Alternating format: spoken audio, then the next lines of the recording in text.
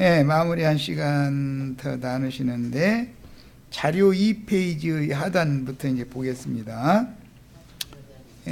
중요한 두 지명이 나왔는데 먼저 피난을 했었던 곳은 에논 근처의 살렘이라는 곳이었었고, 두 번째 피난한 곳은 빈들 가까운 에브라임이라고 하는 곳이었다. 그 빈들은 예수께서 침례 요한에게 침례를 받고 나서 사역을 시작하시기 전에 40일을 금식하며 기도할 때 성령에 의해 내몰려서 짐승들과 함께 거하시며 마귀에게 3가지 시험을 당하실 때 말씀으로 이기신 광야의 빈들입니다. 이것은 이제 그 창세기에 보면 아브라함의 기업으로 하나님이 주신 유대 광야죠. 빈들이다 이렇게 했고, 계시록 12장에 보면 여자의 남은 자손들, 여자가 낳은 아들은 이제 올려갔고 하늘에서 전쟁을 했는데 용이 그 미가엘의 군대를 당하지 못하니까 땅으로 내려왔는데 바닷가의 모래 위에 섰다 그랬는데, 그때 여자의 남은 자손들은 뱀의 낯을 피하여 양육을 받는 곳을 저희 주께서 준비한 곳이 있다 이렇게 했어요. 그게 지금 오늘 우리가 지금 예수님이 뱀의 낯을 피하여 2번 피난을 가서 지내셨던 거기가 하나님이 예비하신 곳이다. 그것은 창세기에서부터 아브라함, 이삭, 야곱, 요셉에게 기업으로 불러준 가나안 땅이지만 그것은 다 비유이고 상징일 뿐이고, 율법이라는 건 다 상징이니까 구약 성경은 이것은 하늘의 장자권자들에게 주시는 영원한 기업이라는 것은 위에 있는 예루살렘을 말하는 것이기 때문에 그 기업의 후사들, 상속자들을 위해서 주님께서는 갈릴리에서부터 전도를 해서 믿는 이들을 얻었지만 이 생을 떠나기 마지막까지도 남을 후세를 위해서, 남은 자들을 위해서 그런 사역을 하셨다. 그러니까 예수님의 그 사역 전반에 관계되는 예수님의 행적에 대해서 우리가 잘 이해를 해야만 하나님이 경륜적으로, 그 다음에 후대인 사도들의 그 사역과, 그 다음에 말씀을 이루는 증인들의 사역에 대해서 이해를 할 수가 있는 거예요. 자, 지금까지 이렇게 간략하게 요약적인 말씀을 드렸고, 차례 이제 3페이지로 갑니다. 팔레스틴 땅 유대 광야 네게부 지역, 여기 네게부 지역이라는 것은 유대 광야를 말하는 거예요. 빈들이라고 이렇게 표현하죠. 여기는 롯은 이곳을 떠나서 소돔 쪽으로 갔다고 그랬죠. 아브라함은 그곳을 기업으로 그냥 받았어요. 네게부 지역의 그 물샘은 브엘세바라는 곳이 굉장히 유명하죠. 그 브엘세바 지역을 말하는 거예요. 사해 근처 요단강 지역인, 여기 사해 근처는 저 남부를 말하는 거예요. 요단강은 저 위에 갈릴리에서부터 쭉 남부 그렇게 요단강 흘러가기 때문에 요단강 지역인, 즉 에논 지역 살라임은, 살렘이라고 그랬는데 살라임은 물들이 많은 곳이었고, 자신이 침례 요한에게 침례를 받았고 제자들을 지켜서 침례를 주신 그곳은 세상적인 종교의 영이 지배하는 죽음의 땅 중심 기품인 무저갱에서 올라오는 짐승들을, 이제 계시록에 보면 짐승들 얘기가 나오죠. 그 짐승들이 2 증인들을 죽였는데 그곳은 저희 주님이 죽임당하시는 곳이고, 영적으로 해석을 하면 소돔이라고도 하고 애굽이라고도 한다 이렇게 표현을 했어요. 그러니까 이것은 세상이지만 일반적인 세상보다 더 깊은 구덩이다. 더 깊은 무저갱 탈타로스라고 그랬는데 거기는 배나도 지옥 자식들의 처수다 이제 이렇게 표현을 해서 이것은 세상 교회 예수님 당시에는 유대교라고 하는 종교 체제를 의미한단 말이에요. 유대교라고 하는 종교 체제와 예수님의 나라는 서로 상극인 거죠 지금. 성경에서 말하는 사해 근처의 요단강에 많은 물이란 창세기 1장에서는 하나님의 심판이 임한 공허하고 혼돈하며 흑암이 깊음에 가득한 땅을 덮은 물이지요. 태초에 하나님이 천지를 창조하셨는데 땅은 공허하고 혼돈하며 흑암이 깊음 위에 있었고 하나님의 신은 수면에 운행하셨다 할 때 물 아래에 땅이 있었다. 물로 그 땅을 다 덮고 있었다라는 거예요. 창세기 1장에서부터 이제 이런 말씀의 의미를 이해를 해야 많은 물이 덮은 땅, 그 땅을 덮은 물을 한 곳으로 모이게 해서 바다가 되게 하고 뭇을 드러내게 하는 것이 셋째 날 한 일이죠. 그 드러난 뭇에다가 생명의 씨를 심어서 나게 하셨어요. 초식들이 나게 하셨죠. 자, 그 다음에 노아의 때는 홍수물이요 모세를 건져낸 하수물이며 선지자들의 예언에 나오는 유브라데물이요 요나를 던진 지중해 바다로 상징이 되었습니다. 천하의 물이 한 곳으로 모이면 바다가 되는 거죠. 이것은 팔레스타인 땅의 지리 지형으로는 지중해라는 것은 지구의 중심이 중근동 지역인데 중근동 지역을 접하고 있는 바다가 지중해죠. 지구의 중심, 지구의 가운데 있는 바다다. 지금 이제 그런 말인데 이것은 기독교 체제, 세상의 멸망의 처소. 바다라는 것은 결국은 불못이 되는 거기 때문에 그런 비유를 잘 생각하셔야 돼요.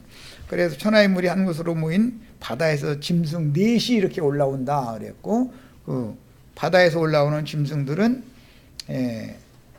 네 짐승은 바벨론의 느부갓네살, 페르시아, 고레스, 헬라의 알렉산더, 로마의 카이사. 이게 이제 그 네 짐승들이 바다에서 올라온 네 짐승들이죠.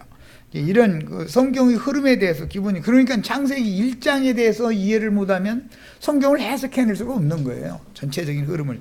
계시록에 가면은 바다가 불이 붙는다고 돼 있고 왜냐하면 불 붙은 산을 바다에 던지니까 바다에 불이 붙었고 그 다음에는 바다는 다시 있지 않고 그 다음에 불못이 된다 그랬어요. 그러니까 이 세상이라는 것은 결과적으로는 영원한 불못이 될 것이다 라는 것을 예시하는 거예요.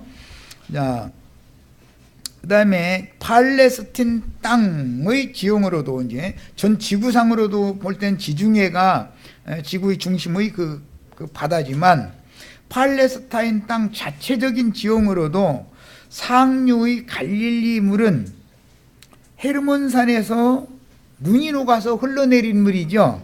그래서 그 물이 상류 쪽 갈릴리 바다는 맑은 물이었고 거기는 생명들이 충만한 그런 바다였단 말이에요. 갈릴리 바다는. 그런데 요단강으로 쭉 흘러내려와서 요단강 하류에 오면 사해 바다가 된단 말이에요. 죽음의 바다가 되어버리는 거예요. 이런 것은 비유로서 에덴 동산 중앙에서 생명수가 발원하여 흘러서 네 번째 강에까지 가면 큰 강 유브라데 강이 되는 거죠. 그 물을 유브라데 강 물을 마시면 다 죽는 것이고 에덴 동산 중앙에서 처음 발원하여 흐르는 맑은 물을 마시면 생수를 마시면 영생하는 거예요. 비유의 이것이. 그래서 에스겔 선지자가 이제 이것을 이상을 깨닫고 증거를 했을 때 성소의 하나님의 보좌에서부터 흘러서 동편으로 동문 쪽으로 물이 흘러서 이렇게 가다가 점점 뭐 발목에 차고 정강이에 차고 배꼽에 차고 뭐 이제 정수리까지 차고 큰 강이 돼서 흘러가는데 그 물이 흘러가는 모든 땅은 다 치료를 받았다고 그랬어요. 그런데 바다의 진펄과 개펄에 다니까는 치료가 안 되더라는 거예요. 이것은 다 비유다. 그러니까 모든 믿는 사람들이라도 생수의 근원이신 예수의 영으로부터 나오는 생명수를 마시면 영생하지만 예수의 근원에서 나오는 생명수의 말씀이 세속화되어지고 시간이 지나면 점점 잡것들이 섞여가지고 그 물을 마시면 죽는 물이 된다는 거예요. 사해바다가 된다는 거예요. 그래서 이제 계시록에서는 하늘에서 떨어진 별이 쑥별이라고 그랬는데 독을 갖다가 물샘들에다가 풀어서 그 독물을 마셔가지고 사람 3분의 1이 다 죽었다 그랬어요.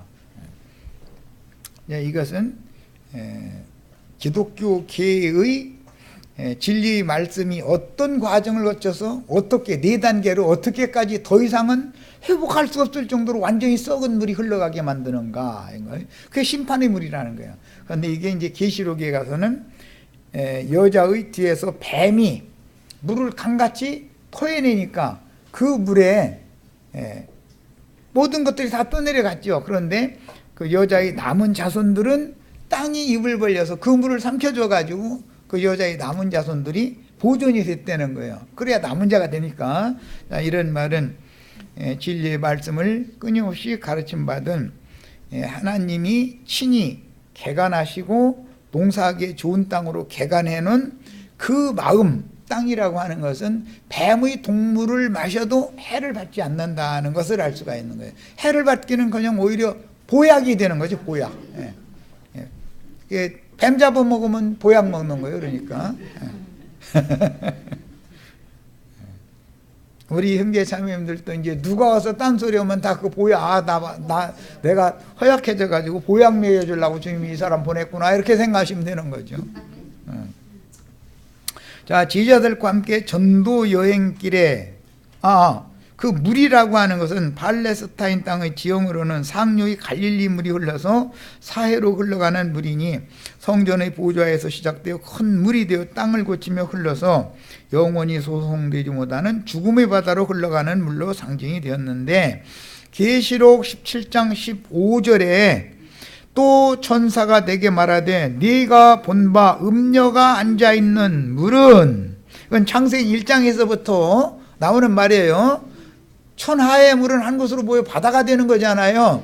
그 많은 물 위에 음녀가 지금 있다는 거잖아요. 세상에 세상 교회가 깔고 앉아 있는 거죠. 지금 세상 짐승들을 깔고 앉아 있는 거예요. 그런데 음녀가 앉아 있는 그 물은 백성과 무리와 열국과 방언들이다라고 계시록에 가서 드디어 설명을 딱 해놨어요.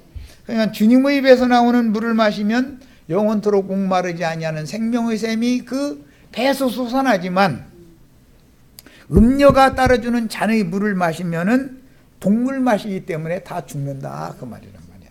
결론적으로는 그런 뜻이에요. 그러니까 창세기 1장에서부터 요한이 침례를 주는 물 등등 전부 성경에 나오는 물은 두 물이 있는데, 궁창 위의 물과 궁창 아래의 물을 나눠야죠. 둘째 날이라는 건 나누는 일을 하는 거잖아요. 궁창 위의 물은 예수 입에서 나오는 진리와 생명의 성령을 말하는 것이고, 궁창 아래의 물이라는 것은 혼잡한 비진리, 거짓말이 섞여 있는 세상 교계의 다른 영을 말하는 것이란 말이에요. 그래서 궁창 아래의 물, 하수물을 마시면 다 죽는 거고 상수를 마시면 산다. 지금 이것이 성경이 말하고자 하는 의도인 거예요. 지금 나는 빨리빨리 해나가지만 다 이게 마음에 장비를 다 해두셔야 돼요. 자, 제자들과 함께 전도 여행길에 갈릴리에서부터 예루살렘에 죽으러 오시는 도중에 제자들에게 3번씩이나 이번의 전도 여행으로 3번 죽은 자를 살렸고, 예수님 자신이 내가 예루살렘에 가면 죽고 장사됐다 사흘 만에 다시 살아날 것이다 라는 걸 3번을 또 말씀을 하셔요. 자, 인자가 예루살렘 지도자들에 의해 박해를 받고 죽임을 당한 후 사흘 만에 부활하실 것을 예언하셨고, 이건 사흘이라는 것은 창세기 1장의 첫째 날, 둘째 날, 셋째 날, 그것이 반복되는 건 우리들이 믿음으로 취하는 거예요. 예수님은 사흘길 앞서가시는 것이고, 이것은 비유로서 아브라함이 사흘길을 이삭을 데리고 가서 모리아산에 이르러서 이삭을 모리아산 제단에다가 제물로 드렸죠. 야, 이것은 모두 성경이 말하는 사흘길이라고 하는 것은 예시다. 이 사흘길이라는 것이 선지자 요나가 말할 때는 사흘길을 가면서 이방 땅에 전도를 하게 되잖아요. 그러려면 본인이 먼저 지중해 바다에다가 던져서 죽고 가장 깊은 곳까지 내려가서 거기서 성전에 계신 하나님 앞에 기도를 했더니 그 요나를 삼켰던 큰 물고기가 무태다가 토해내더라 하는 거잖아요. 그랬더니 무태 나와가지고는 내가 도망만 갈 게 아니라 전도를 해야 되는구나 해가지고 사흘길을 가면서 전도를 했다는 거잖아요. 이게 사흘길이에요. 요나가 물고기 뱃속에서 나온 다음에 사흘길을 가면서 전도하는 건 우리들이 할 일이고 예수님이 앞서서 그 길을 간다 그 말이에요. 그러면 예수님이 예비일날 죽고 안식일날 장사돼서 무덤에서 쉬고 안식 후 첫날 부활하셔서 지지자들에게 생명을 주시는 날이에요. 이것이 오늘 우리들에게 똑같이 반복돼야 되는 거예요. 이것이 이제 반복되면 6일 창조가 완성이 되는 거예요. 하나님의 일이 이제 마치면 이제는 메시아의 안식년이라고 하는 천년 왕국이 이제 실현이 되는 거예요. 이게 하나님의 경륜이에요. 자, 그 다음에 제자들과 함께 여행길에 갈릴리에서부터 예루살렘에 죽으러 오시는 도중에 제자들에게 3번씩 이번의 전도여행으로 예루살렘에 올라가면 인자가 예루살렘 지도자들의 박해를 받고 죽임을 당한 후 사흘 만에 부활하실 것을 예언하셨고 예루살렘에 이르러서 초막절을 지내셨어요. 그 후 6달이 지나서 6월절을 앞둔 수전절에 양과 목자의 비유를 증거하셨고 유대 교인들이 예수를 신성모독죄로 죽이려 하므로 내가 하나님의 아들이다 나와 아버지는 하나이니라 그러니까 돌로 쳐 죽이려고 그랬죠. 그래서 뱀의 낯을 피하여 어디로 갔다고요? 에논 근처의 살렘이라고 하는 요한이 처음에 세례 주던 그곳으로 가서 나사로의 죽음 기별을 듣고 조금 더 기다렸다가 올라가서 나사로를 부활시킨 다음에 또 죽이려고 하니까 두 번째 피난을 또 갔는데 어디로 갔다고요? 에브라임으로 갔어요. 빈들의 광야의 에브라임으로 갔어요. 2번 피난을 하는 거예요. 앞에는 항상 예수님이 하시는 거예요. 뒤에는 항상 우리에게 적용하는 거예요. 이것은 예수님이 그런 박해를 피하여 뱀의 낯을 피하여 가서 많은 믿는 이들에게 마지막 그 이제 교육 가르친 거죠. 양육을 한 것이죠. 했는데 두 번째 거는 제자들이 해야 될 것을 상징한다는 말이에요. 그래서 내게 하지 아니한 것은 곧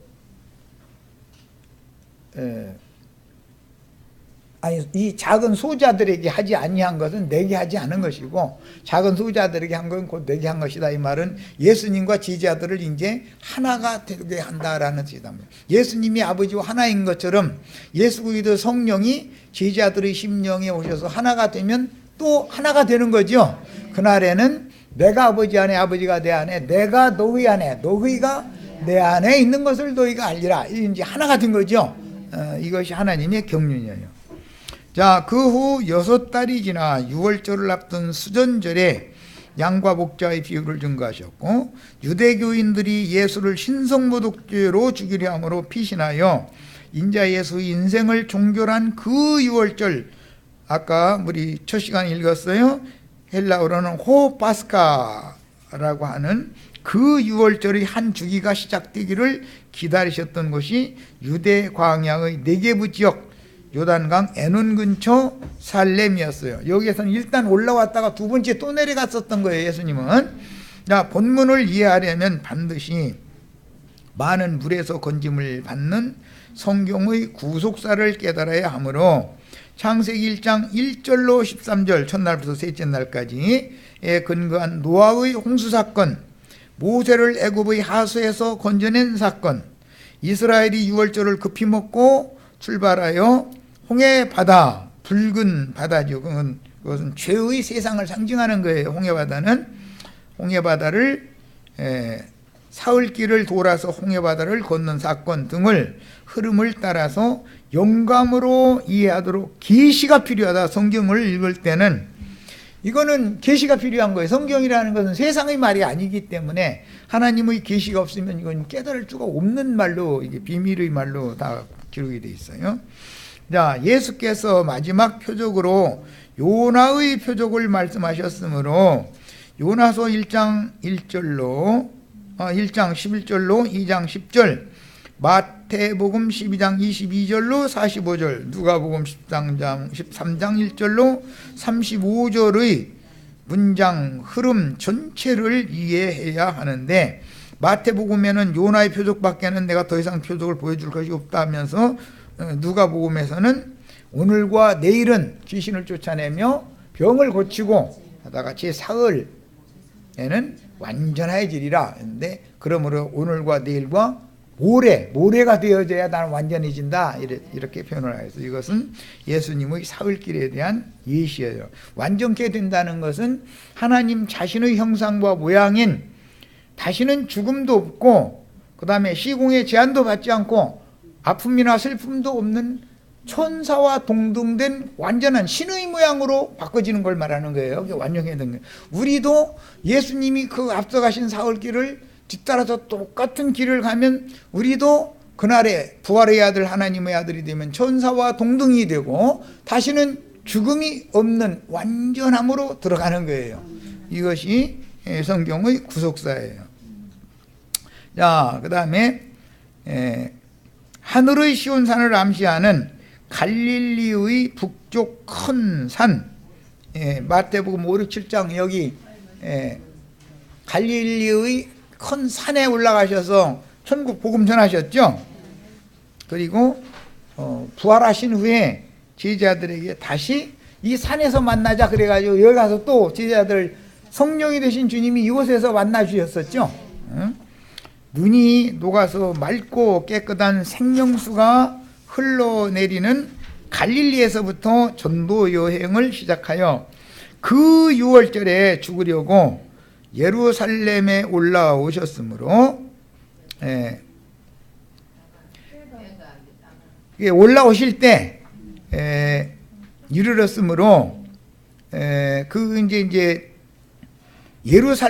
갈릴리에서 예루살렘에 가셨다가 박해가 있으니까 그 사해 지역, 아브라함의 기업이 있던 브엘세바 그 지역이에요. 그 지역으로 2번을 이렇게 피신을 해서 뱀의 낯을 피하여 마지막 때를 기다린 거예요. 그랬다가 6월절 엿새 전에는 이제는 본격적으로 때가 이르렀으니까 죽으러 온 거예요. 죽으러 왔는데 유대교 지도자들은 예수를 이번 6월절에, 이번 명절에는 죽이지 않으려고 그랬죠. 그런데 하나님 말씀을 이루려면 이 6월절을 그렇게 고대했으니까 이 6월절 예수는 죽어야 되잖아요. 그래서 미리 올라와서 예루살렘 신전에 들어가서 바리새인들, 사두개인들, 그 다음에 두 파가 합세해서 덤비는 요 세 가지 영적 전쟁을 하는데, 이것이 실제로는 예수님이 사역을 시작할 때 마귀의 세 가지 시험을 이긴 것에 근거한 거다 말이에요. 여기서 예수님이 결과적으로는 이겼기 때문에 창세기 3장 15절, 여자의 후손은 뱀의 머리를 깰 것이요, 뱀의 후손은 여자의 후손의 발꿈치를 상하게 할 것이니라 라는 말씀이 응한 거예요. 그래서 예수의 발꿈치를 상하게 한 것은 뭐 손과 발에 못을 박았는데 발꿈치만 상하고 발에만 못 박은 건 아니죠. 발을 이렇게 벌리게 해서 손도 못 박았지 사실은. 그런데 이것은 다 이제 표상적인 비유적인 표현이다. 이것은 인생길을 더 이상은 걸을 수 없게 만들었다. 발 못 박히면 이 세상 사람이 아니까 세상에서 더 살 수는 없는 거죠. 그래서 뱀의 후손은 여자의 후손의 발꿈치를 상하게 한다. 예수를 죽였다 마는 말, 그런 말인 것이죠. 그럼 세상을 더 이상은 다닐 수 없는 거죠. 발에 못 박혔는데 어떻게 세상을 다니겠어요? 자, 이런 것이 다 비유적인 표현들이다. 성경이라는 것처럼 전부 암호화된 문자의 말씀 속에 또 기록한 영과 생명의 말씀이 그 속에 다 감춰져 있는 거단 말이에요. 자, 그 다음에 이번에는 이제 요나서부터 살펴봅니다. 사흘길에 대한 이해를 돕기 위해서 그래요. 요나서 1장 15절로 17절에 요나를 들어. 이게 이제 배부리는 자들, 그 상고들, 선장들, 선객들이 요나가 탄 배에 함께 있죠. 그럼 계시록 17장에 나오죠. 요나서에 나오는 요나가 탄 배에 함께 배 타고 가다 요나 바다에 던진 그 배 이야기가 계시록 17장에 나오잖아요. 많은 물에 앉은 큰 음녀의 일곱 머리들이 선장들이고 선객들이고 뭐 그 선주들이고 다 그들이 다 그 장사꾼들이라는 거잖아요. 상고들이다 그랬잖아요. 이게 요나서에 요나가 탄 배에 탄 사람들이다 이 말이야. 이 사람들이 많은 물 위에 있는 사람들이죠. 열국과 백성과 민족과 방언들 그 사람들이죠. 성경을 어떤 성경을 읽으면 일관되게 이렇게 계시를 통해서 연결을 해서 깨달을 줄 알아야 돼. 그랬는데 그 배를 타고 하나님이 가라는 곳으로 가지 않고 요나가 지금 속이 뒤틀려 가지고 이방민족을 구원하시려고 이방민족한테 가서 전도하라고 그러니까 화난 거 아니에요. 그래가지고 도망가는 거예요. 지금 도망가는데 하나님은 야 내가 가라고 하면 가라는 대로 가야지 왜 말이 많어. 그러고 요나를 바다에다 던져버리게 만든 거 아니에요. 지금 이제 상황이 그런 거예요. 이 이야기는 이제 뒤에 예수님은 뭐 갈릴리 바다 위로 걸으신 이제 이런 걸로 표현을 했고 제자들이 타는 배에 함께 타가지고 또 안전하게 항구에 도착한 이제 이런 얘기를 했는데 똑같은 요나의 표적을 이룬 사람이 바울이죠. 로마로 지금 압송되어져 가는데 유라굴로라고 하는 광풍을 지중해에서 만났어요. 그래가지고 거기에서 건짐을 받았죠. 그래가지고 토인들의 땅에 올라왔죠. 그 토인들의 땅 거기가 어디였던가 생각이 안 나요. 응? 멜리데 섬. 멜리데 섬이에요. 멜리데 섬에 가가지고 날쳐서 이렇게 나무에다 불 쬐고 있는데 독사가 와서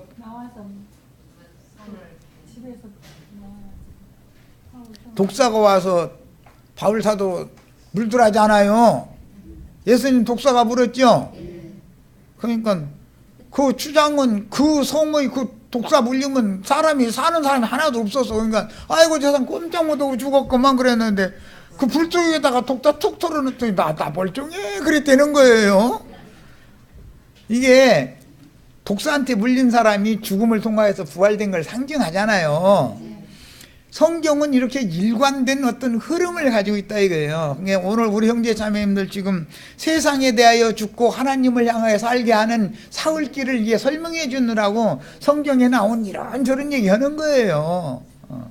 여기가 멜리데 섬이죠. 여기 오시면 독사 불어도 끄떡 없죠. 어떻게 하면 돼요? 불쪽에다가 털어두고서 심판은 독사가 받아야 여기 불지옥에 들어가서 죽을 건 독사가 죽여야지 바울이 죽으면 안 되죠. 나도한 형제가 그렇게 함부로 죽으면 안 되지. 그러니까 말하자면 또 나도한 형제가 또 이래가지고 또 오해하기 쉬운데 뭐 각자 자신이 그렇다 이 말이야. 주의 영생을 얻은 사람이 마귀가 별짓을 한다고 죽겠어요? 안 죽죠? 확실하게 내가 영생을 얻었으면 나는 절대 멸망 안 치요. 독사 물으면 죽어요, 안 죽어요? 독사 물으면 보약을 마시는 거예요. 무슨 독을 마실지라도 해를 받지 않는다고 그랬어. 네. 성경이 참 재밌죠. 나는 막 이제 보지도 않고 막 이렇게 하는데,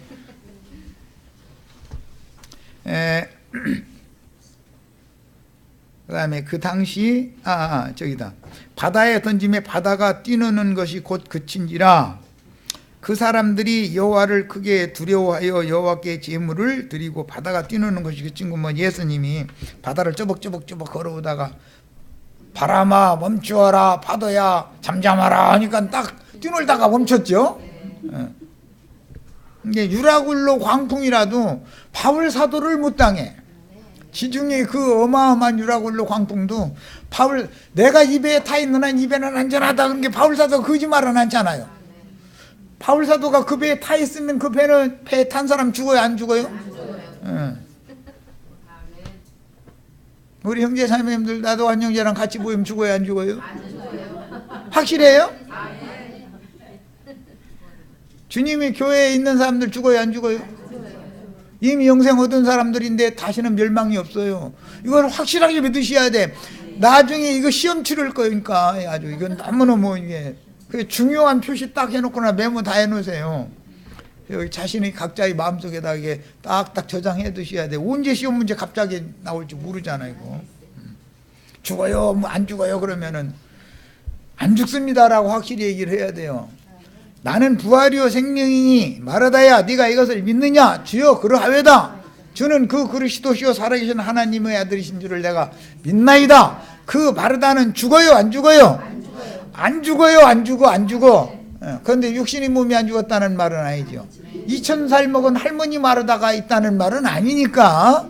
육체로는 죽임당하지만 영으로는 부활해서 영원한 생명을 얻은 거예요. 이것을 말하는 거예요. 그런데 이걸 반대로 꼭 기독교계 목사님들은 저는 육신이 안 죽고 어느 날 그냥 뿅 하고 막 어디로 가고 해서 하는데 많이 하라 그래. 그거는 우리는 그런 걸 믿지도 않을 뿐 아니라 성경대로 믿는 사람들이니까.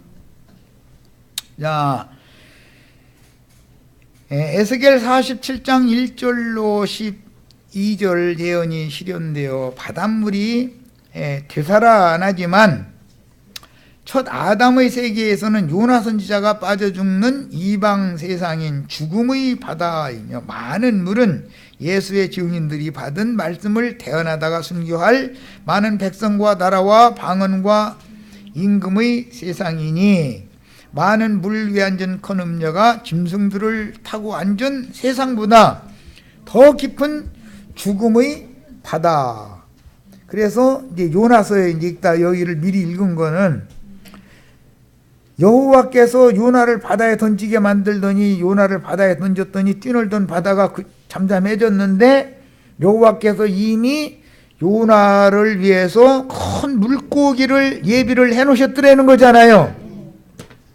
이 큰 물고기라는 용어에 대해서는 이미 지난 시간에 충분히 말씀드렸어요. 다간이라고 하는 것은 이것은 비오야탄 용신을 말한단 말이에요.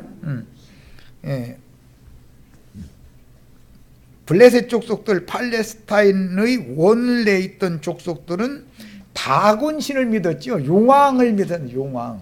참 그것도 신기해. 어떻게 성경이 이렇게 딱딱 짝을 맞추는지 참. 그런데 물고기의 왕은 용왕이라고 흔히 그러죠. 그래서 큰 물고기를 예비하사 요나를 삼키게 하셨으므로 요나가 밤낮 3일을 물고기 뱃속에 있었다 그랬어요. 그러니까 하나님이 예비하신 창세기 1장에 나오는 하나님이 예비하신 바다의 큰 물고기가 결과적으로는 세상신 마귀를 상징한 거였다는 것을 알 수가 있는 것이고, 예수님이 이 세상에 오셨을 때는 바다 짐승인 빌라도, 땅의 짐승인 헤롯이나 유대교 지도자들에 의해서 박해를 받으러 세상에 오신 것이지, 자기 땅에 오신 것은 여기서 영광을 받으려고 오신 게 아니었죠. 그런데 지도자들은 예수님이 이번 6월절에 예루살렘에 올라가면 임금 될 거라고 꿈꾸고 있죠. 지금까지도. 그런데 예수님이 세상 임금이 되러 온 게 아니잖아요. 영원 세계의 왕 중에 왕이 되시는 거예요. 그러려면 부활해야 돼요. 부활해야 돼. 세상에 대하여는 죽고 하나님을 향하여 부활되어서 영원한 세계를 지배하는 왕이 되셔야 되는 거예요. 자, 그래서 그 당시 지중해 바다는 창세기 1장에서는 생명의 바다로서 계시록의 새하늘과 새 땅이 실현되면 거기에 강이 거룩한 성 예루살렘의 중심부에 흘러가죠.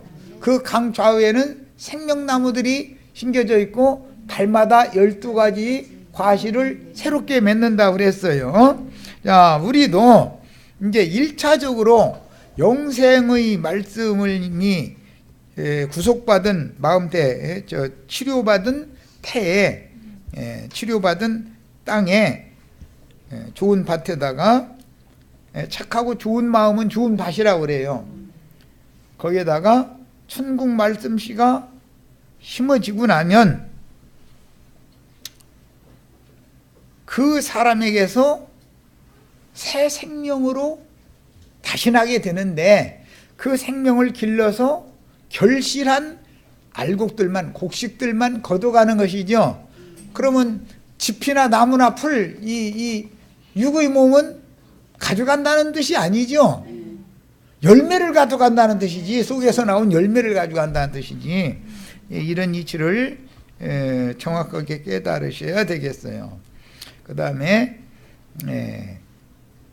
예수의 증인들이 받은 말씀을 대언하다가 순교할 많은 백성과 나라와 방언과 임금들의 세상이 많은 물로 상징이 되었고, 에논에는 물이 많은 곳이다, 이렇게 비유가 된 거예요. 그런데 그 에논의 물은 세상물로서 세상에 대하여는 죽고, 그 이제 사해 근처의 물이었기 때문에 저 갈릴리 물이 아니잖아요. 그 사해 근처의 물은 죽고, 땅을 새로 파가지고서 물샘을 얻어야 되는데, 그게 아브라함이 땅 파는 데마다 물샘을 얻은 게 브엘세바 우물, 대표적인 우물이죠. 우리도 예수님의 마음을 자꾸 깊이 파들어가면은 생명수가 솟아나와요. 거기서 그 물을 마시고 살아야지, 사해물을 마시면 죽게 돼 있어. 자, 팔레스타인 땅, 사해물이라는 건 기독교의 영을 말하는 거예요. 또 사해물 마시면 죽게 돼 있어. 그러면은 여기 저 팔레스타인 땅 사해 바다까지 죽으려고 물 길러 가는 사람 없을 거 아니야. 예배당에 가시면 사해물 자연이 주게 돼. 거기 동물이 다 거기 죽음의 바닷물이야. 거기는 팔레스타인 땅 죽음의 바다는 예수께서 피신한 곳 살렘 가까운 아이논 에노는 전에 침례사역자 요한이 예수의 사역이 시작되었지만 여전히 자기 제자들에게 침례를 베풀었던 지역인 죽음의 바다 사해 근처인데, 예수는 이곳으로 피신하여 낮과 밤 예언과 어둠과 죽음의 구덩이 무덤에서 부활하는 이치를 가르치려고 의도적으로 그곳에 가서 머무셨던 것이다. 자, 여기서 가르치는 말씀은 은혜의 복음이 아니고 영원한 복음이다 그래요. 무슨 말이냐면 이 생을 초월해서 영원한 생명, 영원한 세계로 들어가는 복음이다 이게. 계시록의 두 증인들은 영원한 복음을 전하는 사명을 받았죠. 자, 그 다음에 다간이라고 하는 이 용어는 이미 여러 번의 말씀을 드렸으니까 넘어갑니다. 요나가 사흘을 머문 큰 물고기 뱃속은 요나서 2장에 보면 스올의 뱃속이었어요. 스올의 뱃속이었고 많은 물밑의 땅속 깊음의 초소였으며 훗날 예수께서 인자로 오셔서 이곳에서 사흘을 머물다가 사흘째 되는 날 완전케 되리라고 예언하셨으므로 많은 물들과 물 밑의 많은 물로 땅이 덮여 있으면 물 밑에 땅이 있죠. 그 땅의 맨 밑바닥까지 요나가 내려갔다 이렇게 돼 있죠. 자, 이것을 예수님의 사역의 증인으로 쓰임받았던 베드로 사도는 예수님이 영들의 옥에 가셔서 예수의 부활에 대해서 선포하셨다고 돼 있어요. 그게 베드로전서 3장 18절 19절에 나오는 말이에요. 예수님이 어디로 가셨다고요? 영들의 옥으로 가셨어요. 그 영들의 옥이 계시록 18장 2절에는 큰 성 바벨론의 음녀 교회 자체단 말이에요. 그러니까 일반 세상보다도 바닷물 밑에 있는 땅의 맨 끝, 그것은 배나도 깊은 지옥이다 이렇게 표현하는데, 기독교에서 생활하시다가 일생을 바치면 바다 밑에 있는 땅의 맨 밑바닥까지 가는 거죠. 그 무저갱이다 이렇게 이제 신약에서 표현을 했어요. 거기 이미 가고 싶은 분이 아니라 이미 거기에 있지. 지금 나올 대책이 없죠. 그 사람들은 왜 없어요? 육이 안 죽고 육으로 살아서 어디로 뿅 하고 하려고 그러면 나는 나오기 싫다 그 말이잖아요. 마태복음 12장 38절로 45절, 누가복음 13장 22절로 35절, 계시록 10장 11절, 11장 14절, 12장 7절로 12절, 13장 1절로 18절, 14장 13절로 16절, 15장 1절로 4절을 차례로 읽고, 이것은 우리 지체들이 집에서 가서 꼭 읽으셔야 돼요. 여기서 이걸 다 찾아 읽다 보면 오늘 뭐 이거 다 못 읽지. 이미 시간이 많이 가버렸는데, 40분이 지났는데, 함께 죽고 함께 부활하여 함께 신부성으로 데려가심을 받아 승천하였다가, 그런데 데려감을 받지 말고 또 버려둠을 받아야 된다고, 남겨줘야 된다고, 그 난리를 또 하는 사람은 또 무슨 놈의 심보야 그건 도대체. 그건 왜 그래요? 여자의 남은 자손들에 대한 이해가 없다는 거죠. 먼저는 여자가 낳은 사내 아이는 데려갔고, 그랬죠? 하늘에 전쟁을 하러 데려감을 받았잖아요. 예수님이 6월절 엿새 전에 미리 예루살렘에 올라온 건 뭐 때문에 그랬다고요? 뱀들 톡톡 두들겨가지고 전쟁해가지고 뱀들을 깨러 온 거라고요, 그게. 그리고 죽이니까 사실은 마귀가 저를 못 박은 거죠. 예수의 육체를 못 박았다는 것은, 육체가 없으면 죄가 구할 수 있어요, 없어요? 그러니까 지가 자살한 거지. 뭐 예수 죽였다고 죽였는데 하나님의 지혜에 의해서 지가 속은 거, 집게에 지가 속은 거지. 뭐 그래가지고 지가 저 스스로를 심판한 거예요, 그게. 하나님은 못 당해. 그래서 자, 그래서 함께 죽고 함께 장사되었다가 함께 부활하여 함께 신부성으로 데려감을 받아 승천하였다가 오는 새 세상에 내려와서 이 6월절이 세상이 새롭게 되어 완전히 이루어지기 전에는 내가 포도나무에서 난 것을 먹지 않겠다 그랬으니까, 교회가 세워지기 전에는 예수님이 포도나무에서 난 것을 먹지 않는다. 나시린 포도나무에서 난 건 먹지 않죠. 예수님은 왜? 교회가 세워지면 교회에서 먹고 마신다 이 말이에요. 생명수로. 포도나무라는 건 참포도주라는 것은 성령의 말씀을 말하는 거, 성령을 말하는 거예요. 자, 요나서 2장 1절로 10절. 요나가 물고기 뱃속에서 그의 하나님 여호와께 기도하여 이르되 내가 받는 고난으로 말미암아 여호와께 불러 아뢰었더니 주께서 내게 대답하셨고 내가 수오르의 뱃속에서 부르짖었더니, 물고기 뱃속은 알고 보니까 수오르 뱃속이죠. 수올이라는 말은 음부라는 말이에요. 구약성경의 수올이라는 단어는 신약성경의 하데스, 음부라는 말로서 죽음 너머의 세상이라는 뜻이에요. 죽음 너머의 세계죠. 수올의 뱃속에서 부르짖었더니 주께서 내 음성을 들으셨나이다. 주님이 여기에 갔다 오셨다는 것을 베드로전서 3장 18절 19절에 이미 이 말씀을 인용했다는 거 아까 말씀드렸어요. 어디에 갔다고요? 여기가 영들의 옥이죠. 그런데 그 영들의 옥에 있는 자들은 전에 노아의 날 방주 예비할 동안에 하나님의 말씀을 거절하고 대적하던 자들이 거기에 다 들어가 있더라는 거잖아요. 베드로전서 3장 18절 19절 지금 인용했어요. 예. 자, 큰 물고기 뱃속은 수월, 음부, 죽음 세계인 깊은 구덩이와 같습니다. 주께서 나를 깊음 속, 이 깊음이라는 말은 창세기 1장 2절에서 인용하는 말이에요. 땅이 공허하고 흑암이 깊음에 있더라 할 때 그 깊음이에요. 깊음 속 바닷 가운데 던지셨으므로 큰 물이 나를 둘렀고 주의 파도와 큰 물결이 다 내 위에 넘쳤나이다. 내가 말하기를 내가 주의 목전에서 쫓겨났을지라도 주의 눈앞에서 예수님이 육신의 몸을 입고 이 세상에 온 것은 하나님의 눈앞에서 쫓겨난 거죠. 하나님의 영광 보좌에서 자기 땅 자기 백성에게 찾아오신 것은 육신의 모양을 입고 영광의 하나님이 그 신분과 지위를 벗어버리고 세상에 오신 것은 하나님의 눈앞에 쫓겨난 거죠.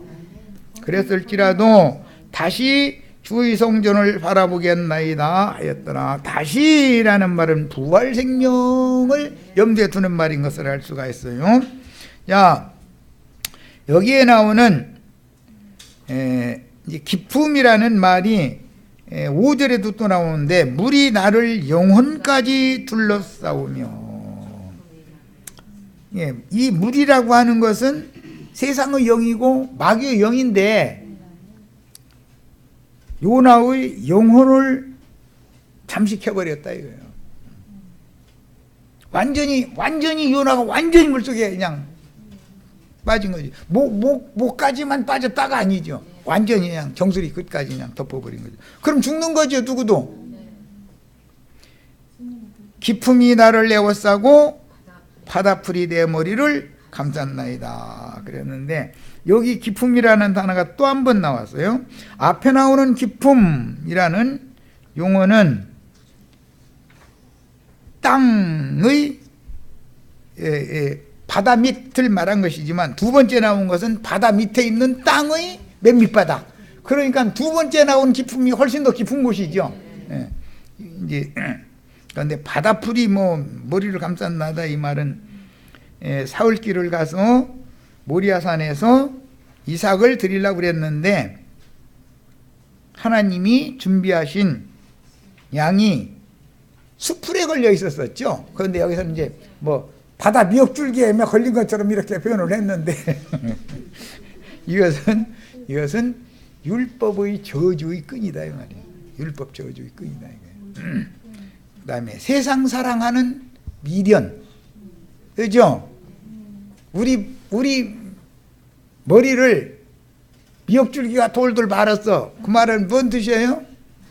세상의 영이 내 정신세계를 휘감아 버렸고 묶어버렸다, 그런 뜻이에요. 이거 다 상징이에요. 이거 다 저주의 결박을 끊어버려야죠.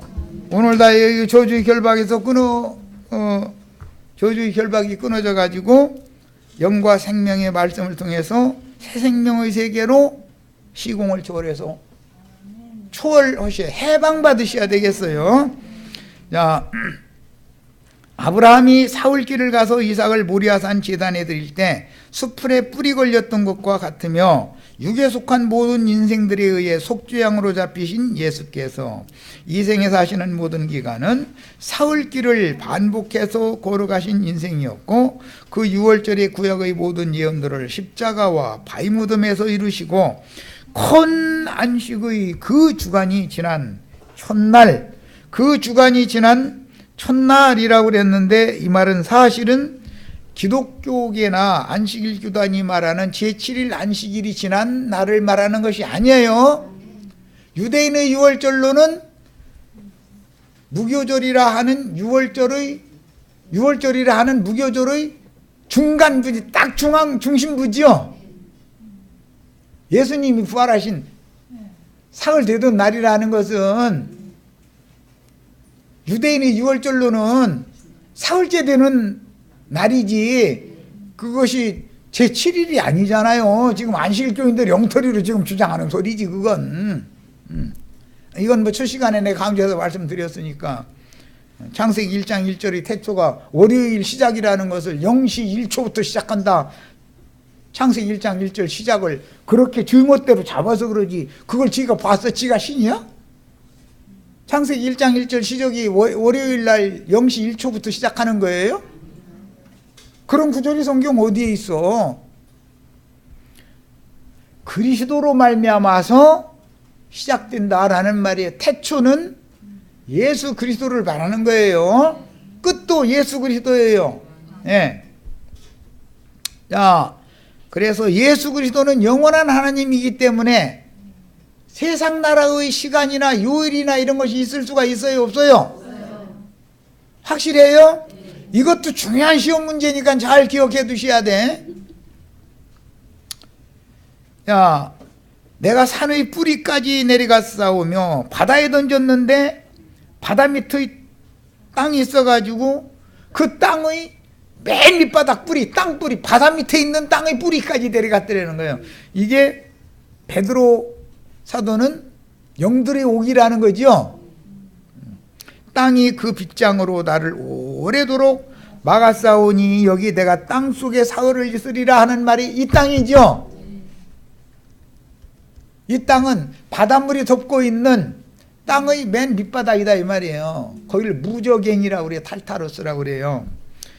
나의 하나님 여호와여 주께서 내 생명을 구덩이에서 건졌나이다. 이 구덩이라는 말은 죽음의 세계, 무덤, 음부라는 말과 같은 뜻이에요.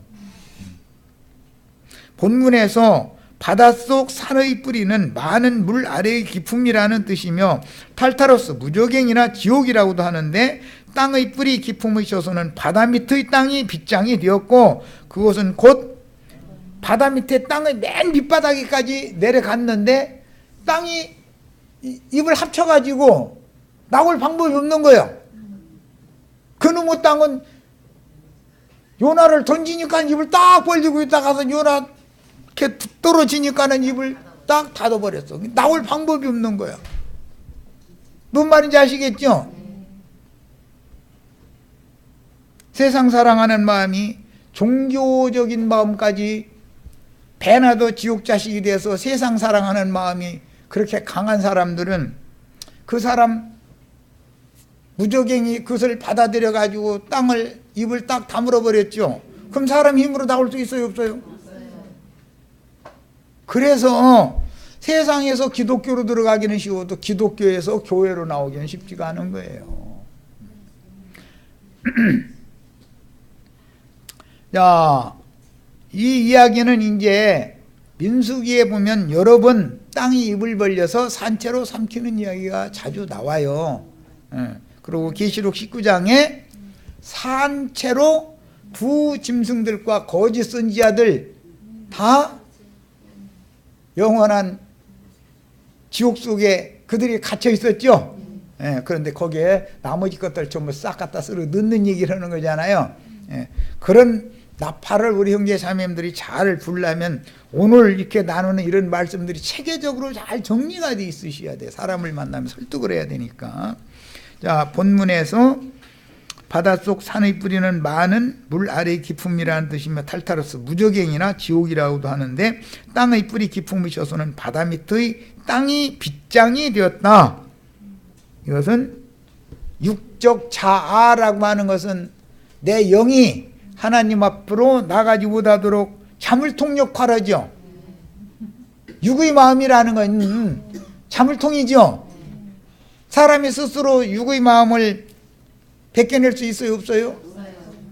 둘째 휴장은 위에서 하나님이 찢어줘야 돼요. 내가 아래서 어떤 용쓰고 힘쓰면 찢어져요. 여기까지 해서 마치겠습니다. 일단은 여기까지 해서 마칩니다.